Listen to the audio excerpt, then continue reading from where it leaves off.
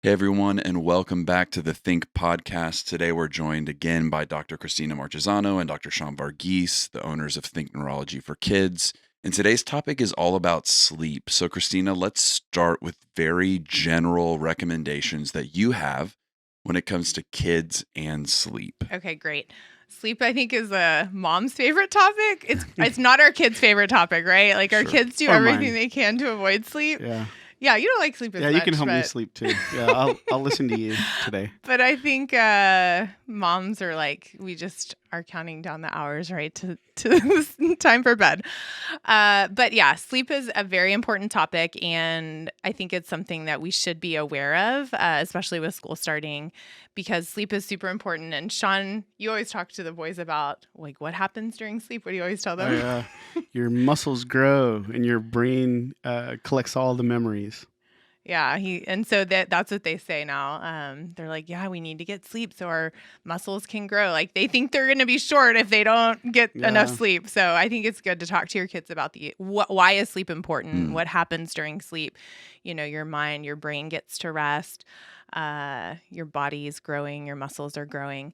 So there are different requirements for children as far as how much sleep is recommended. So typically your elementary preschool, you want about 11 hours of sleep. Elementary age, typically 10 hours of sleep. As they, like Blake is he always has to get 10 because Chase gets 10, but he's almost in middle school. So he could be getting a little bit less, 9 hours of sleep typically for middle school. And then high school, 8 to 9. So you're kind of almost an adult at that point. And most adults, they recommend about 8 hours of sleep, 7 to 8. Sean gets like 5. No, I'm the worst. I'm the worst at it. Yeah. I don't know. I can't for really some talk reason, about it. Yeah, he can't. He can function on less sleep. I feel like I have so much to do in so little time, so that's the reason for me. But I tell my kids, don't watch me. Yeah. Yeah, don't learn from me. And But sleep. we've been pretty diligent about bedtime routine, like since the kids were little babies. So typically it's like bath and then, brushing teeth and then we do books. We've always read books. Like to this day, I think it's really important to read to your kids. And then as they get older, they can read back to you. Even our 5th grader, like the teacher actually recommended that he still read aloud to his parents this year, which I was surprised about. And then we do prayers and then, get in bed and turn off the lights. So I think having that routine and schedule it like programs your kids. And so they know, their bodies know like, okay, this is the, progression of events to prepare for sleep. Yeah, and I think a big thing that's helped is from the beginning, no iPads during the week. So our kids are not allowed to use electronics, like a blender. No, like let's talk about iPads, right? Phones, they don't have phones yet. But iPads are not allowed to use during the week. Starting Friday, they can. So Friday, Saturday, Sunday, they can. Yeah. That's helped sleep hygiene a ton. During the summer, when they're really activated with the games they're playing or videos they're watching, you can tell there's a big difference in what time they go to sleep because they don't want to go to sleep.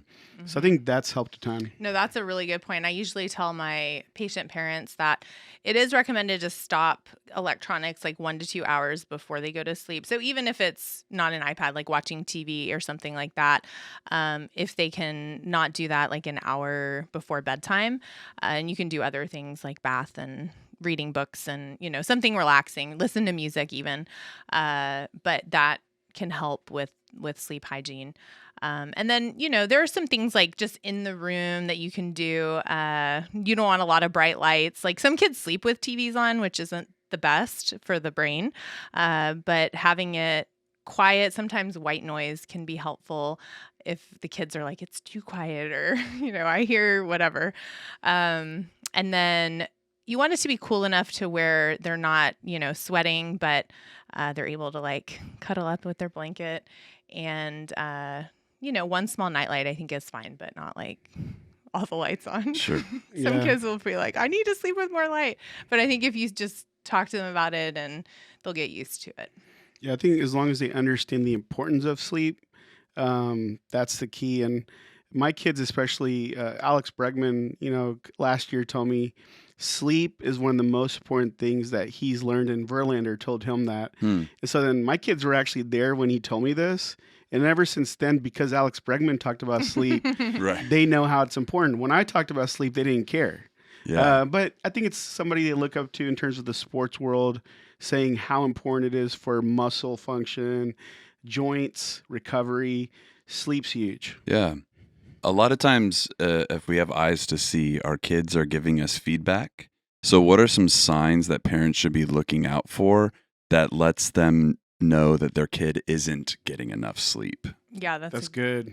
That's real good. Do you I want to can- talk about that? Yeah. I can do one easy one. They're crazy emotional. They wake up, they're emotional. Everything seems like a burden. The homework is hard. They don't want to do it when they get home. They're tired.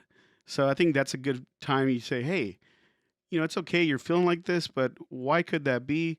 What time did you go to sleep? That's probably what's up. So if you can link the two, Mm-hmm. they immediately start to see the improvement in their day because they've been sleeping at night. Yeah. Yeah. And I mean, even like activity level or energy level, I mean, if the teachers are telling you that, they're like putting their head down or falling asleep in class, obviously That's a like no-go. they need Can't more sleep in sleep, class. right? That's Yeah. not normal Mhm. unless you're like in preschool and then you take naps. Mhm. But normally you should not need to take a nap in the middle of the day as a child. So it's important. Yeah. If that's happening, then they need to kind of look into if they feel like the kids are getting enough sleep, then maybe there's something going on Yeah. during sleep that they need to investigate, like something's waking them up. And then like even using the restroom. I know we've talked about this topic before, but having your child like use the restroom right before they go to sleep and try to completely empty the bladder. And then if they're telling you like, I'm still having to wake up and use the restroom in the middle of the night, then maybe looking into limiting liquids that they intake like 1 to 2 hours before they go to sleep. Yeah. Yeah. Sugar intake before sleep. Are they eating right before bed? That's pretty big. And then another thing is like, are they really sleeping? You may think they're sleeping. If they have a TV in their room, if they have a phone, as an adult, I know if I have a TV in my room, I'm probably going to turn it on, watch some Sports Center. Mm-hmm. Or if I have my phone, I'm going to scroll Instagram or read Yahoo Finance, which is my thing. And they may not tell you the truth, not because they're bad. It's just it's tempting. Mm-hmm. So just really make sure they're sleeping. Like it's okay to go up there, check on your kid. Just because they're 13 doesn't mean you can't go check. Yeah. Hey, I'm gonna check, and as long as they're in my house, I'm gonna go say what's up. Yeah. That's the rule. You're in Yeah. my house, like I'm gonna say what's up. Yeah. Absolutely. So you mentioned a couple things, perhaps not to do. So watch your liquid intake, watch your sugars. What are some good tools or activities or things to have kids do to help them unwind so that when it is bedtime, they're ready to fall asleep? Mm-hmm. I think it can depend on your child, right? And I think even things during the day can help with sleep. Like having some type of physical activity every day can help because the kids will be more tired and then they're ready to go to sleep. Like their bodies are pretty tired by the end of the day. But having that some type of like routine and schedule, a bedtime routine is important. And I think like reading books has always been a big one for us. But some kids like listening to music or meditating. I mean, it can be really anything, and that helps to calm them down and relax before they go to sleep. Yeah. And a couple of things I've realized is if they're not in a physical activity, like at school, a sport, a band, like whatever, something that requires effort physically, then I can see those kids having a hard time sleeping because they probably have a lot of energy. So I think doing something, picking up a hobby, let's say after homework, they go shoot basketball, swim in a pool, even, ride their bikes. That's a big Yeah. one. We used to ride our bikes all the time. Nowadays, it's a little bit different. We live in a neighborhood where, There's no sidewalks. we don't have any sidewalks and stuff, but I I always think- go with them. yeah. So then we're like limited to that, our ability. But getting them active, if your kid tells you they're not tired, really think about it. What did they do? What did they do at school? Mm-hmm. Get them into an activity. And some kids do have like medical conditions where it is more difficult for them to fall asleep. And so if that's the case, there are some things that you can do to help. Melatonin is something that is studied and can be safe in kids. Not that I'm advocating for everyone to be on melatonin, but it can be helpful if you've tried a lot of other things and some lifestyle changes and your child still is really struggling to wind down and fall asleep, like their mind just is going. Kids with ADHD tend to have some difficulties falling asleep. And so melatonin can be helpful. And you can start with low dose. There's all kinds of, gummies and tablets and different formulations. Typically like 30 to 45 minutes before they go to sleep, you can give that to them. And once that kicks in, it helps them settle down and they're tired. Yeah. Yeah, no, definitely. So they fall asleep more quickly. So just different things to consider. I feel like sleep is such a broad topic. There's so many things to talk about with sleep. Sure. And one of the things I love about the Think podcast is we keep it real. So as if a mom or dad is watching this, let's define the win for them. So my guess is 7 nights out of 7 nights, your kid should get 11. My guess is that's not the win. No. So yeah, that's a good maybe point. Maybe calm right? some nerves As or physicians, set expectations for us. We know what we should be doing. Not that's not happening all the time, right?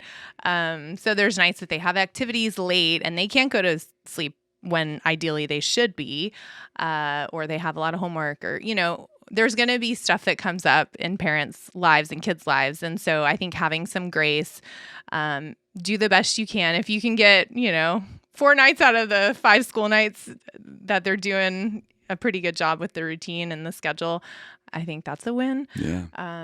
But, obviously it depends on what's going on in your life. And as long as you're making an effort and you're trying, but there's stuff that comes up with us too. And then the weekends we let them stay up a little later. So Mondays are always a little bit more of a struggle, but,